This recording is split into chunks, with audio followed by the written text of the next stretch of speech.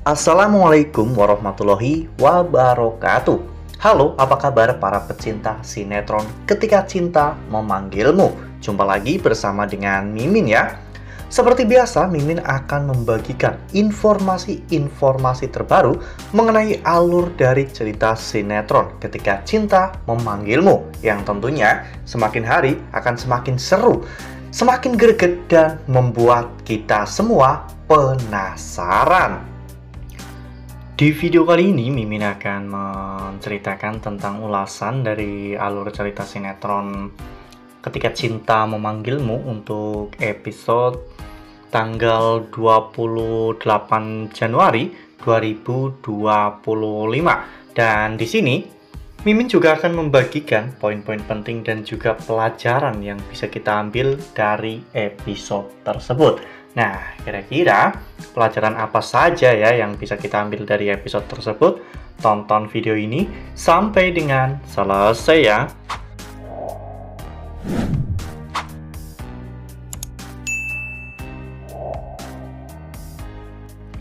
Ya, di awal episode kita diperlihatkan bagaimana saat itu Galang yang ternyata dibawa ke rumah Liandi Baskara ya kawan-kawan, di mana saat itu Liandi membangunkan Galang. Di sana, Liandi melihat bagaimana kondisi Galang dan Liandi cukup kagum karena Galang cukup tangguh setelah 2 kali hampir meninggal dunia pada hari itu, namun Galang masih tetap hidup.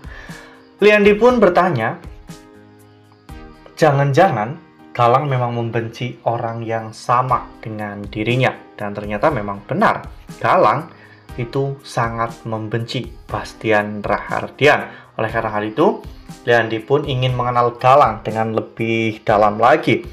Sementara itu di sisi lain, ternyata anak buah Bastian berhasil menangkap salah satu anak buah Liandi ya kawan-kawan, di mana saat itu Bastian mengeksekusi anak buah Liandi dengan cara membakarnya di gudang. Meskipun orang tersebut telah memberitahu siapa yang telah menyuruhnya, namun Bastian telah mendapatkan kerugian miliaran rupiah, sehingga Bastian tidak akan membiarkan orang itu hidup. Sehingga Bastian pun membakar gudang tersebut bersama dengan orang yang ada di dalamnya. Lalu kemudian adegan pun berganti, di mana saat itu Bella sedang bersama dengan Zaki ya kawan-kawan. Mereka sedang merencanakan sesuatu untuk Amira dan juga Aksa. Sementara itu Aksa yang menelpon Bella malah justru tidak diangkat karena Bella sedang bersama dengan Zaki. Aksa juga akhirnya mengobati tangan Amira yang terluka, dan di sana Amira benar-benar sangat luluh dengan perlakuan Aksa kepada dirinya.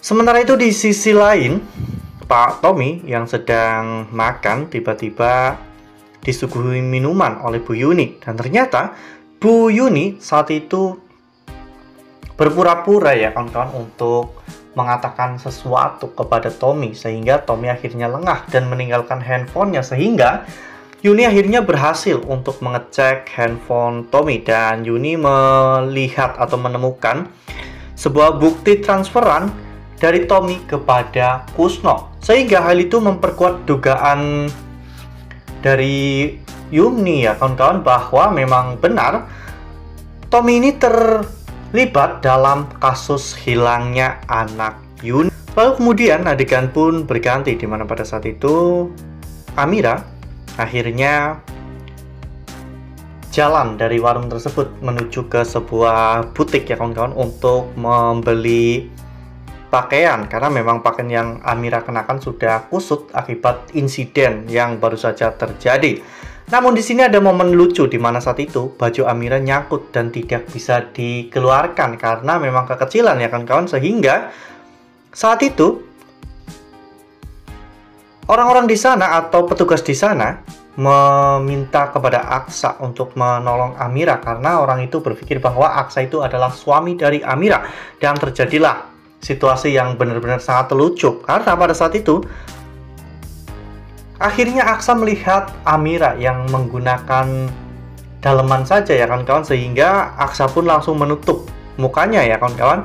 Ya, meskipun mereka sebenarnya sudah menikah, namun pernikahan mereka memang siri dan pernikahan kontrak, sehingga Aksa tidak mengakui Amira sebagai istrinya.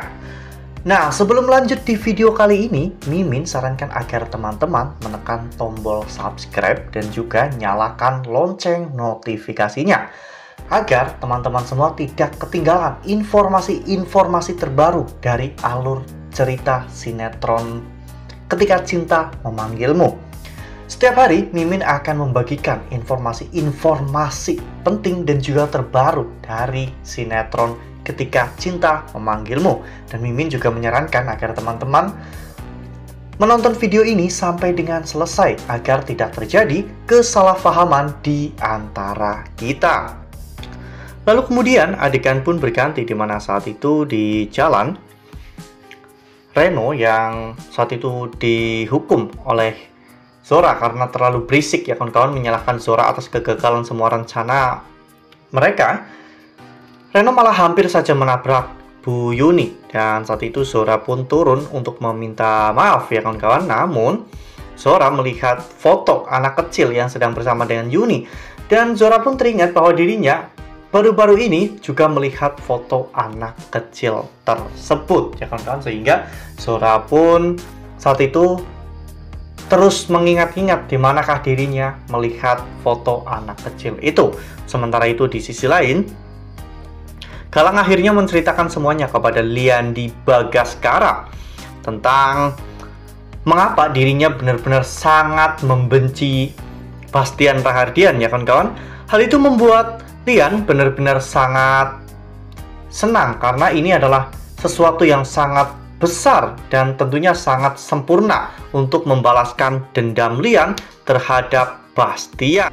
Ya, Lian memang sengaja ya kawan-kawan untuk memanfaatkan Galang karena melihat bagaimana penderitaan Galang selama ini disebabkan oleh Bastian. Oleh karena hal itu, Lian menyusun sebuah rencana di mana dirinya akan menyuruh Galang untuk menyusup ke rumah Bastian ya kawan-kawan, dan bekerja sebagai salah satu anak buah Bastian hingga mendapatkan kepercayaan dari Bastian Rahardian. Namun Galang harus menyamar ya kawan-kawan, karena Galang tidak boleh dikenali oleh siapapun, karena tidak menutup kemungkinan orang-orang dari masa lalu Galang bisa mengenali Galang. Ya, sementara itu di sisi lain, saat Adam mau bertemu dengan Aksa untuk meeting ya kawan-kawan, Adam tidak sengaja mendengar pembicaraan Bella dan juga Zaki, sehingga Adam pun merasa tidak terima dan memviralkan mereka berdua. Namun saat itu juga terjadi sebuah perkelahian hingga pada akhirnya Zaki dan juga Bella pun terpaksa harus kabur dari tempat itu karena Amira dan juga Aksa juga sedang menuju ke lokasi tersebut. Ya, meskipun saat itu Zaki dan juga Bella sempat kabur ya kawan-kawan, namun Adam dan juga Aksa terus-menerus mengejar mereka hingga pada akhirnya Zaki dan juga Bella benar-benar berhasil kabur dengan cara mencuri motor ya kawan-kawan. Adam pun meminta maaf kepada Aksa karena tidak berhasil untuk menangkap orang tersebut. Namun Aksa menyuruh Adam untuk menceritakan ciri-ciri orang-orang tersebut, dan ciri-ciri yang Adam beritahukan kepada Aksa itu memang benar-benar sangat mirip dengan Bella. Oleh karena hal itu Aksa mencoba untuk menelpon Bella, namun Bella tidak mengangkat telepon Aksa, sehingga Aksa pun menjadi semakin curiga dengan Bella ya kawan-kawan. Jangan-jangan memang benar bahwa Bella sedang bersama dengan laki-laki lain. Wah, benar-benar makin seru ya. Pelajaran yang bisa kita ambil dari episode kali ini yaitu tentang sebuah kebohongan ya kawan-kawan. Ya, sepandai apapun kita menutupi sebuah kebohongan, pasti lama-lama akan terbongkar juga ya kawan-kawan. Seperti halnya rahasia Bella dan juga Zaki yang sepertinya tidak lama lagi akan segera terungkap. Nah, makanya nih jangan sampai ketinggalan untuk terus saksikan sinetron Ketika Cinta Memanggilmu yang akan tayang setiap hari pukul 18.20 hanya di SCTV. Nah, Mimin rasa cukup sampai di sini. Mimin membagikan informasi-informasi terbaru mengenai dari alur cerita sinetron Ketika Cinta Memanggilmu. Terima kasih juga untuk teman-teman semua yang telah menonton video ini sampai dengan selesai ya. Ambil sisi positifnya dan juga tinggalkan sisi negatifnya. Karena cerita ini hanyalah fiktif belaka. Wassalamualaikum warahmatullahi wabarakatuh.